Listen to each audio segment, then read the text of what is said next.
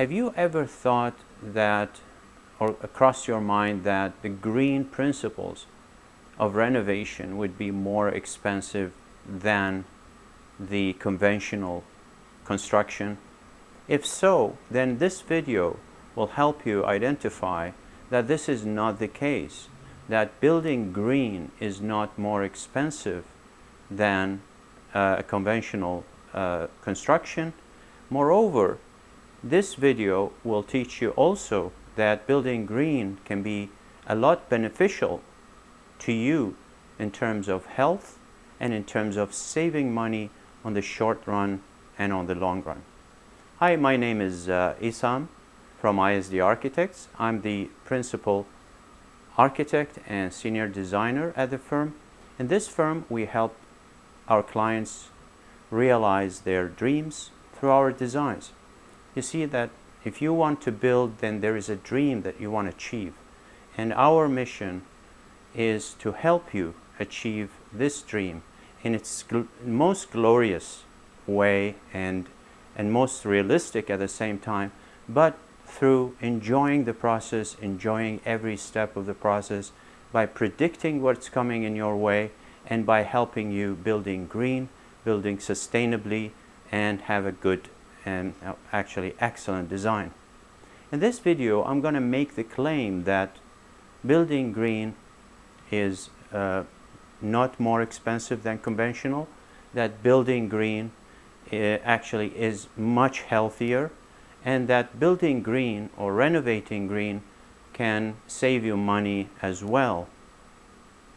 You see, the benefits that you will get from this video will be to explain how these claims are true.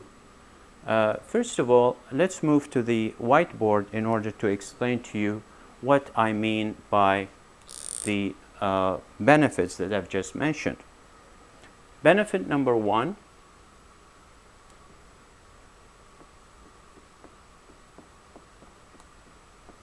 is it's more affordable compared to the conventional building. Example, if you're adding to your existing house, you're not exhausting the potential or the property vegetation or the green coverage of the property. You're not disturbing the soil. You're not disturbing the wildlife that could exist in your site or property. More importantly is the fact that when you build green, when you renovate, you would minimize the waste in your building compared to the new construction. However, one thing that should be mentioned is that this can only happen when there is a good design, when there is a thoughtful design and a comprehensive design, and that is called integrated design process. Now, the integrated design process, the architect usually or the designer will bring everybody on board from day one, including the owner, and then they will integrate the program, which means the spaces, with the construction methods, with the logistics, with the design ideas. Now, the other factor that could be considered, which makes this process, this affordability of green building or green construction versus conventional construction, is the fact that green building makes orientation number one in the design. Why? Because the green building principles take care of the sun path, take care of the shadows and overshadowing. It takes care of the prevailing wind and how much wind is blowing from this side versus that side. It takes care of the vegetation, whether there is a green, evergreen trees or deciduous trees, and so on and so forth. But orientation is a must, and green architects or green builders would understand the importance of orientating the building towards the south, where you can get a lot of sun or solar incident or solar radiation or sun radiation on your inside your spaces, while preventing the solar radiation during the summer. The other thing that could be mentioned about the design and whether the design is good is the layout. So distributing the spaces around certain features that could be of a green necessity, like a solar chimney, for example, or a courtyard that can take the hot air up and discharge it through upper windows, and all these considerations not only in the orientation of the building, but rather in the internal layout of the building. So within that, the integrated design process is crucial, as I said earlier, in order for you to integrate all these elements, especially the HVAC, which is the heating, ventilation, air conditioning systems, the plumbing, the use of the water, the equipments, the type of equipments like the refrigerator, the dishwashers, the faucets, the WC, the bathtubs, and all that could be integrated right from day one, in collaboration with the owner and in collaboration with the budget of the owner. One last thing about design and the importance of design is the detailing. So, for example, one of the most important things in detailing renovation that is based on green principles is the fact that we want to minimize what we call thermal bridging. I'll give an example by sketching. In the conventional structure or building envelope, there are studs that are normally used to support the wall structurally, sitting on a base plate, and sometimes they put insulation on the outside or put insulation on the inside. If it was only on the inside, which is the practice in certain parts in North America, for example, then the heat transfer would be through these material to the outside. In green building, we do not allow this practice to happen, simply because there are so many of these studs along any building envelope that the thermal bridging, or the escape, if you wish, of the heat from the in to the out would be so much that it will increase your budget, increase your bills, your power bills or your energy bills, and then create an inefficient building envelope. In addition to that, having all these studs sometimes coincide with the fact that when placing a window here, for example, there's always air leakage through the interface between the window and the structure itself. Because normally, conventionally, the workmanship is less accurate and less perfect than when you have a green design that you want to make sure that your building is absolutely airtight, because this is one of the major factors in keeping the heat inside, whether it's an air-conditioned heat, which green principles try to minimize, or it's the internal heat that is generated by our bodies, or the appliances that are, or computer. Now, benefit number 2 would be to have healthier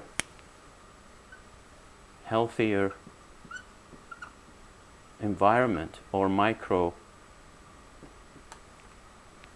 healthier micro environment. And the reason for that is basically to minimize the volatile organic compound. What is that? This is a compound, or this is some kind of a gas that comes out of carpet, of paint, of certain materials that you use indoors. And these volatile organic compounds are bad for the health, and bad for especially for the kids, for the children, and it can cause them harm on the short run, on the medium run. On the long term, it could also cause asthma to young children, and also to the residents, whether of the home or the workers in a factory or the employees in an office building. The other one is the CO2, the carbon dioxide that the building can generate through the furnace, that could be leaked into the building, or through the improper ventilation that cause, for example, if you have a health club or you have an assembly kind of activity, let's say a clinic that is filled with patients, and there is not enough air circulation, then the CO2 will rise. And without green principles, design, and mechanical system, and awareness of this problem, then the CO2 levels would be exceeding the permissible levels that will cause harm to the health of the residents. And also, of course, there is always the issue of mold. As you know, mold grows in dark and moist, high moisture areas like the basement. But the impact of mold on the health of the residents is so paramount that with bad practices, or with common practices, I would say, like if you build a construction that is conventional, really it's not a major issue to take care of the mold. And I will tell you why it's not a major issue. Because mold grows out of a moist condensing on the inner layer of the structure, whether it's a basement or the upper part. Now the upper part has enough air circulation that could dry out the accumulated water sometimes, not all the time. But mostly in basements where you have infiltration of vapor that reaches a surface where it starts to condensate, then you have water practically pouring into the inner layer. This is one of the preconditions for mold to thrive and then to affect negatively the health of the family and the residents, or the employees or the workers, and anyone, the end user of the building, would probably do not feel it, but through the inhale of the internal air of the building, then the mold could have a destructive effect on the health of the residents. So green buildings green practices take care of all these issues, and because simply it's a priority in green design that they provide healthier environment for any assembly, for any building for that matter. So it is inherent in the green design principles that the health component, or the health of occupants, is a priority. Now benefit number 3 would be to save money. And so benefit number 3 is save money. And how is that possible? It is through minimizing the energy consumption. That's very easy. Now I'll give you a couple of examples. If you have a very good windows, for example, that do not let the heat go out through the frames or through the spacers between the panes of the window, or you have doors that could leak, or leaks that, if you remember when I drew the studs, leaks around the service openings or punches in the wall. All of these issues will add up to have a higher energy bill. Now the other factor, this is basically conservation of energy. So you have to have a very solid airtight, very airtight assembly, and you have also a very make use of the solar energy that comes into your building through orientation, which we talked about. That also saves you from having higher heating rates. So in the wintertime, which is very harsh and long in areas like Canada or the north of the United States, then, or Europe, then maximizing the window on the south, but having a good window that can gets the solar energy inside, but not permitted to go outside. And there is also issues about the materials that we use that can save energy and minimizing the heat load on the machines, or the cooling through the summer, especially in areas where it has a hot summer. And sometimes there is this differentiation between summer and winter, and there is a fluctuation of temperatures, can also be a factor where the same building is under a blazing sun in the summer and under below zero winters. That kind of fluctuation of temperatures can cause the design to be not efficient, because normally you either design for the long winters or hot summers. So a good designer, or a green design, following green design principles, have the tools. Nowadays the technology is much easier than before.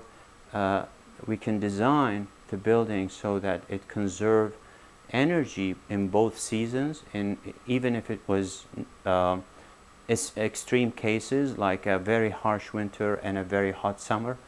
So these are the details, but the bottom line is that it can save you on your energy bills, which is rising, by the way. Energy cost, gas, electricity is rising.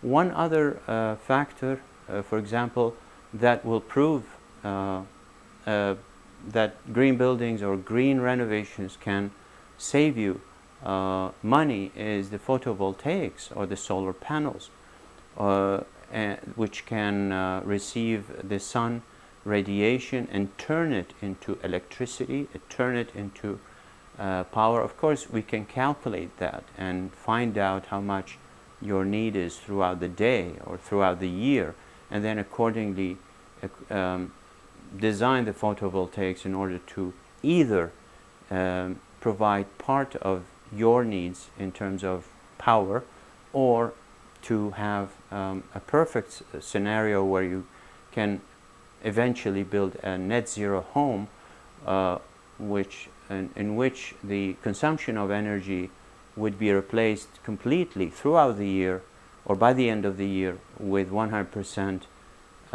from photovoltaics. This is a more advanced technique. However, I want to assure everyone that it could be done, and it's been done, and it's still growing as a trend. And people who have used these techniques have found that it is really more healthy.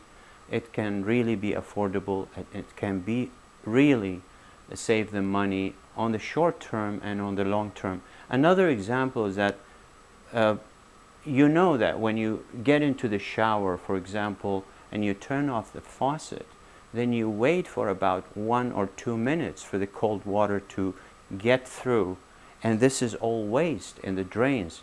And then before you get your hot water or warm water, and then get the hot water. This process, if you multiply it by the residents in a small city, in a town, then you would imagine how many cubic gallons or cubic meters of fresh water are being drained down the sewage system and gone, and then they have to be recycled, recleaned again through the facilities, and that is also an energy that is wasted, clean water that has been wasted. And the green practices can think of very smart ways of having, for instance, heaters on demand. When you when you turn on the faucet, then hot water comes in immediately without any waste. These are some of the aspects of green renovation, green design principles.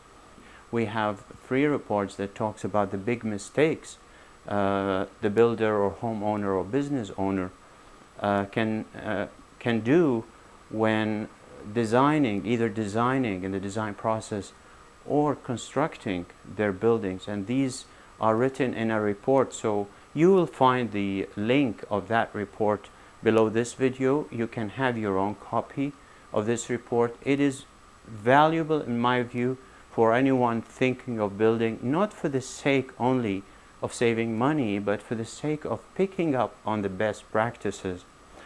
You see, building is still in the common practice space, and we aim here in ISD Architects, and me personally, to bring up the common practice and make it a best practice, in the sense that when we adopt all these measures that we call green, or we call sustainable, or we call efficient, we would not only create money saving, but in fact we allow for a better and healthier environments for everyone.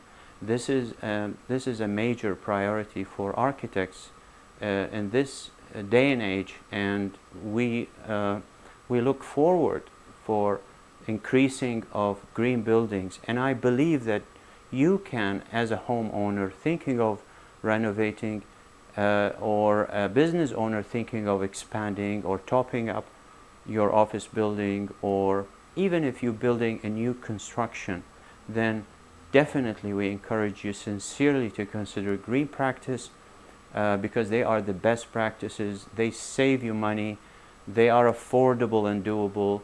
They need a good design and a team of designers that can look at your building, your expansion, your addition from all angles, and provide you with the minimum costly or minimum cost solution, but ingenious in terms of dealing with the environment and interacting with the environment, so that we reap the best benefits from the environment. So please go ahead, press the button below, get your free reports about the biggest mistakes that you could make if you're not paying attention to them, if you're thinking of building or renovating or remodeling or interior alterating the building, the space inside.